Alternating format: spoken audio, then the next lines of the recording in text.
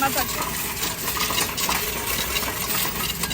இது பாருங்க காசு இதில் பார்த்தா இந்த குவார்ட்டர்ஸ். வணக்கம் மீண்டும் ஒரு காணொலியில் உங்கள் அனைவரையும் சந்திப்பதில் மிக்க மகிழ்ச்சி.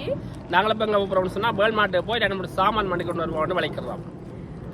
ஆனால் நாங்கள் வேல்மார்ட்டில் எப்படி பொருட்கள் எல்லாம் வாங்க போகிறோம்னு சொன்னால் இதில் இருக்கிற சில்லறை காசு எல்லாம் கொடுத்து தான் பொருட்கள் வாங்க போகிறோம். இவ்வளோத்துக்கும் எவ்வளோ பொருட்கள் வாங்கலாம் என்றதை வாங்க போய் பார்ப்போம். இந்த வேல்மார்ட் எங்களோட வீட்டிலேருந்து ஒரு 20 கிலோமீட்டரில் தான் இருக்குது.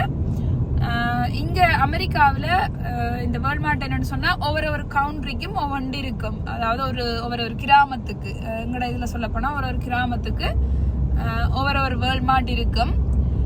வேல்மார்ட்ன்ற ஒரு சூப்பர் மார்க்கெட் தான். எல்லா வகையான பொருட்களையும் நாங்கள் அங்கே வாங்கி கொள்ளலாம்.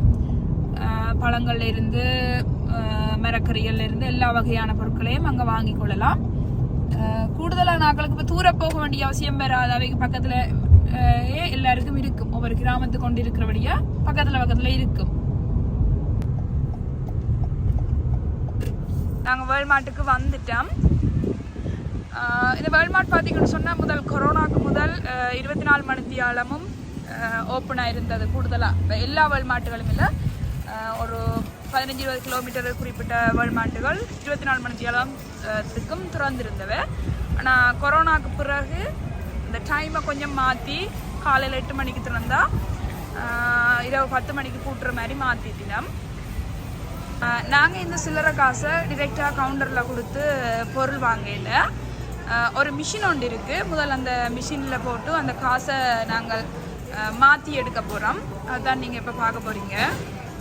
சொன்ன மிஷின் இதுதான் இந்த கோயின்ஸ்டார் மிஷின். இதுக்குள்ளே சில்லறை காசை போட்டு எங்களோட மொத்தமாக எவ்வளவு இருக்குது, நாங்கள் கொண்டு வந்த காசு எவ்வளோ இருக்குதுன்னு பார்த்துட்டு அதை கொண்டே கொடுத்து பொருட்கள் வாங்க போகிறோம்.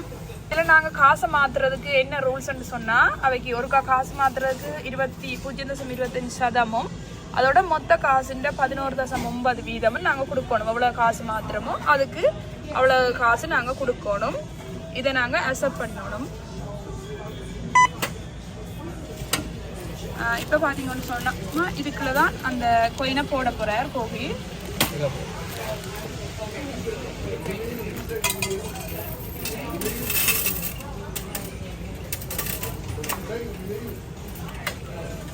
இதுக்குள்ள நான் கொண்டு வந்த கொஞ்சம் காசை போட்டுருக்குறோம். பாப்போம் என்ன செய்யுதுன்னு சொல்லி.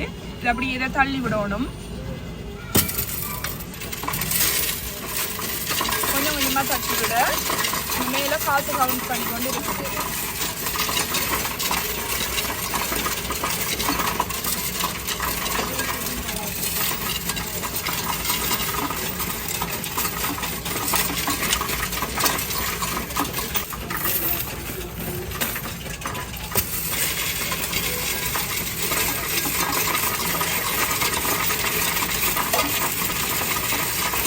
இதில் விலை காசு எவ்வளோண்டு கூடி கொண்டு போகுது. பார்ப்போம் எவ்வளோ மொத்தமாக வருது சொல்லி.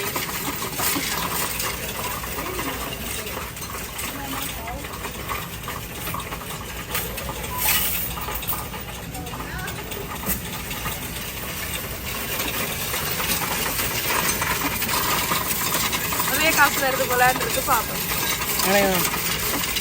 எவ்வளோ வரும் போகுது. அப்படியே ஒரு பேக் தான் போட்டுனாங்க. 22 ரூபாய்க்கு மேலே வந்துட்டு. பார்ப்போம் எவ்வளோ வேணும் வருதுன்னு சொல்லி.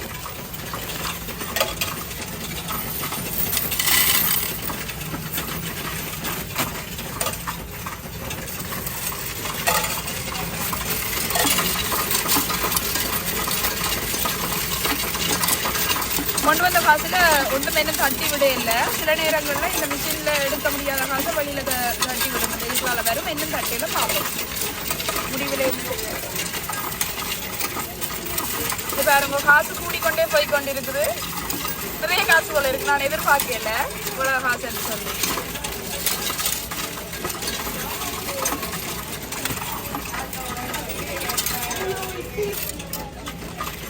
இது கடைசியா இருந்தது போல. இதுக்குள்ள கொஞ்சம் கழிவு மட்டும் நினைக்கிறேன்னு சொன்னா கிடந்த கழியாதா பாப்பா கழியா.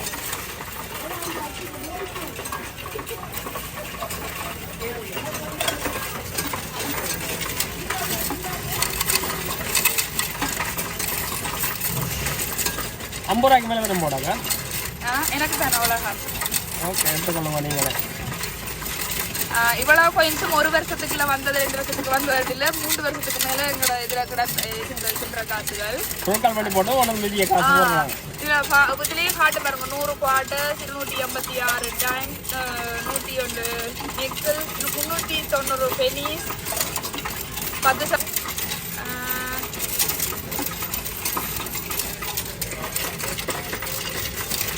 10 இருக்கு, 5 இருக்கு, 25 இருக்கு. என்ன இருக்கு? 10% இருக்கு. 10%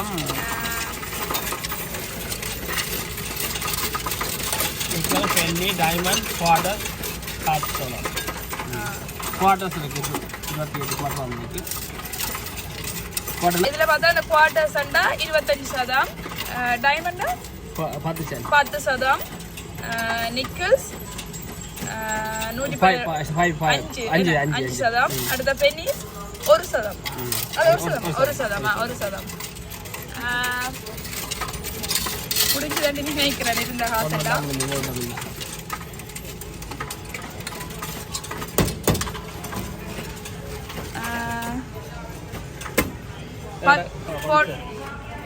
கொண்டு வந்த காசெல்லாம் போட்டு முடிஞ்சுது, எம்டி ஆயிட்டுது.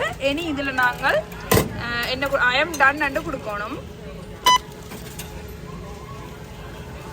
பாருங்க, $60 91% வந்திருக்குது. நல்ல காசுங்களுக்கு இன்னொன்று வந்திருக்கேன். இது 2 வருஷத்துக்கு மேலே இல்லை, அந்த மற்ற அப்படின்னா இந்த வீடு மாறினதுல இருந்து 2 வருஷம் தெரியல, 2-3 வருஷம். இதுக்குள்ளால அந்த ரிசீட் வருது. இதுதான் அந்த ரிசீட், நாங்கள் போட்ட காசுக்குரிய ரிசீட். இதை இனி கவுண்டரில் கொடுத்து நாங்கள் காசு எடுத்துக்கொள்ளலாம். ஆனால் நாங்கள் போட்ட காசு மொத்தமாக பார்த்தீங்கன்னு சொன்னால் $69.42. அதில் அவையோட ப்ராசஸிங் ஃபீ $8.51 கழித்து மிச்ச காசுங்களுக்கு $60.91 கிடைச்சிருக்குது. இதில் நாங்கள் எங்களோட பொருட்களை வாங்கலாம் அல்லது கவுண்டரில் போய் காசாக எடுத்துக்கொள்ளலாம். எங்களுக்கு இப்போ 2-3 பொருள் வாங்கணுமென்றபடியே நாங்கள் பொருட்கள் எடுத்துட்டு கவுண்டரில் போய் எடுக்க போகிறோம். நான் முதல்ல சொன்னேன்னா உங்களுக்கு வேல்மார்ட்டில் எல்லா வகையான பொருட்களுமே இருக்கும். இங்கே வாங்குறதுக்கு எதுக்குமே என்னென்னு சொல்கிறது, எல்லா வகையான பொருட்களுமே இங்கே இருக்கும். சாய்ஸாக இருந்தானே, க்ரோசரி ஐட்டமாக இருந்தானே, எலக்ட்ரானிக் ஐட்டமாக இருந்தானே, எல்லா விதமான பொருட்களையும் இங்கே எடுக்கலாம். உடுப்பு வகைகளும் இருக்குது. சின்ன பிள்ளைங்களோட உடுப்பாக இருந்தானே, பெரியாக்களோட உடுப்பான ஜாக்கெட்டாக இருந்தானே, ஷூ ஐட்டங்கள், எல்லா வகையான பொருட்களையுமே இங்கே வாங்கி கொள்ளலாம். நான் வேல்மார்ட் ஒரு தனி வீடியோவாக உங்களுக்கு செய்து போடுறேன். இப்போ நாங்கள் எங்களுக்கு தேவையான பொருட்களை மட்டும் வாங்கி கொண்டு போக போகிறோம். அடுத்தடுத்த காணொலியில் நான் வேல்மார்ட்டை ஒரு தனி வீடியோவாக எடுத்து உங்களோட ஷேர் பண்ணிக்கொள்கிறேன்.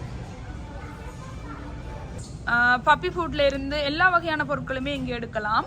இதில் பப்பிகள், இந்த டாய்ஸ் எல்லா வகையும் இருக்கும். எங்களுக்கு லியோக்கு ஒரு ஸ்ப்ரே ஒன்று தேவைன்னு சொன்னபடியா இதில் வாங்க போகிறோம். இதான் நான் வளமையாக பாவிக்கிறத எடுங்க. இங்கால பார்த்தீங்கன்னு சொன்னால் இங்கால எல்லா வகையான பொருட்களும் இருக்குது. இங்கே பாருங்க, சப்பாத்துகள், சின்ன பிள்ளைகள்கிட்ட ஷூ, பெரியாக்கள் இங்கே வேலைக்கு போடுறது, குளிர் டைம் போடுறது.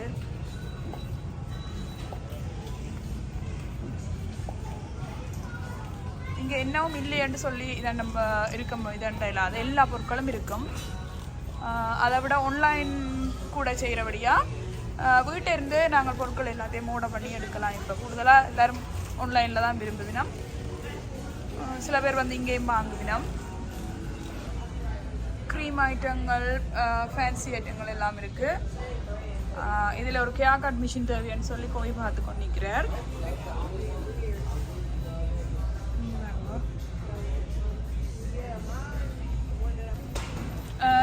நாங்கள் எங்களுக்கு ஒரு ப்ரஷ் ஒன்று வாங்கணும். அப்போ அதான் பார்த்து கொண்டு நிற்கிறோம்.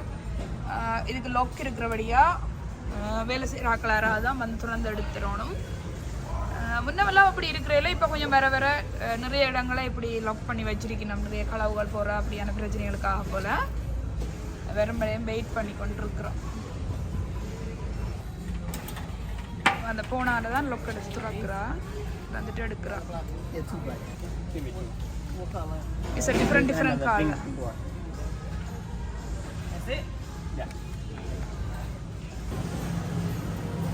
பொருட்கள், பேக்கரி ஐட்டம்ஸ், இதுகள் இருக்கு, மரக்கறிகள். நாங்கள் எல்லாத்தையும் சுற்றி காட்டையில் எங்களுக்கு தேவையான பொருள் எங்கெங்கே போகிறோமோ அதுகளை மட்டுமே காட்டுறோம். இந்தியாவில் பேக்கரி ஐட்டங்கள் இருக்குது. இதுக்குள்ள எங்களுக்கு ஒரு பான் ஒன்று எடுக்கணும், அந்த பான் எடுக்கணும். அதுக்காக இங்கே வந்து இந்த செக்ஷனுக்குள்ளே நிற்கிறோம். நாங்கள் மரக்கறிகள் இங்கே வாங்குறது குறைவு, இந்தியன் ஸ்டோரில் தான் வாங்குறோம் நாங்கள். ஆனாலும் எனக்கு ஒரு லேட்டஸ்ட் ஒன்று தேவைன்றபடியாக இதில் அதையும் எடுத்துக்கொண்டு போவோம்.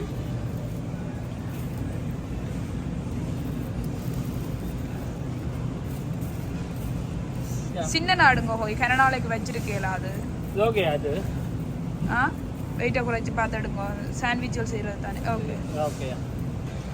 நாங்கள் பொருட்கள் எல்லாம் எடுத்துட்டோம். இங்கே செல்ஃபாகவே மிஷினில் போட்டுட்டு எடுத்துக்கொண்டு போகலாம். ஆனால் இன்றைக்கு எங்களுக்கு இந்த இதில் மிச்ச காசு இருந்தால் வாங்கணுமன்றதுக்காண்டி கேஷியர் நிற்கிற இடமா பார்த்து போகிறோம். நாங்கள் வாங்கின பொருட்கள் இது தான், டென்ட் ப்ரஷ், ஒரு ஸ்ப்ரே, இது இவ்வளோ தான் வாங்கினோம் நாங்கள். பாப்போம் இவ்வளோ கொடுத்துட்டு மிச்ச காசு எங்களுக்கு இருக்கா அல்லது நாங்கள் பே பண்ணணுமா பார்ப்போம்.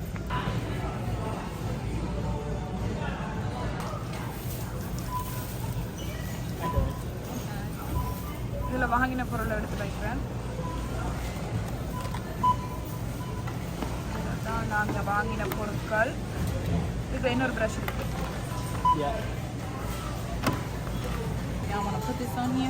மொத்தமாக நாங்கள் வாங்கினது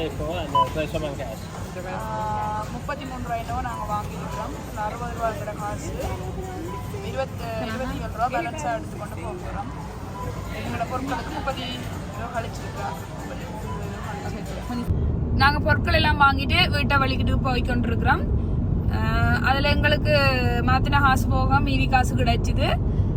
அப்படி இருந்தாலும் நாங்கள் மாற்றுறதுக்காக அவைக்கு கொடுத்த காசு நிறையவே கொடுத்துருக்குறோம். உங்களுக்கு எது காட்டினேன் நான் பார்த்துறீங்க. 11% மொத்த காசில் 11% கூடத்தான்.